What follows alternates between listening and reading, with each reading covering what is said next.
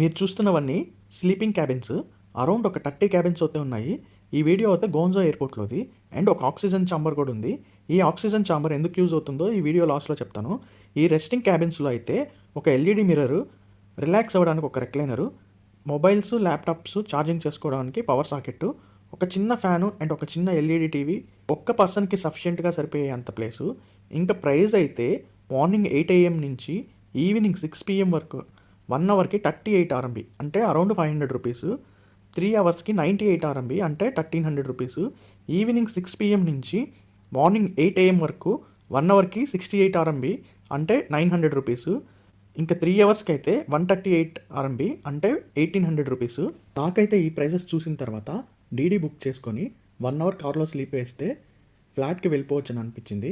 ఇంకా ఆక్సిజన్ ఛాంబర్‌కి వస్తే దీంట్లో 10 లీటర్స్ ఆక్సిజన్ కాన్సంట్రేటర్ ఉంటుంది. ఈ ఛాంబర్ అంతా ప్రెజరైజ్డ్ అయి ఉంటుంది. ఇది మీకు ప్యూర్ ఆక్సిజన్ సప్లై చేస్తుంది. ఫ్లైట్ జర్నీకి బిఫోర్ కానీ ఆఫ్టర్ కానీ ఈ ఆక్సిజన్ ఛాంబర్లో ఉంటే మనకి ప్యూర్ ఆక్సిజన్ దొరకడం వల్ల మనం ఆ జర్నీ చేసిన స్ట్రెస్ ఫీల్ కానీ అంతా అలసిపోయినట్టు ఉండడం అలా ఉండకుండా ఫ్రెష్గా ఉంటుంది.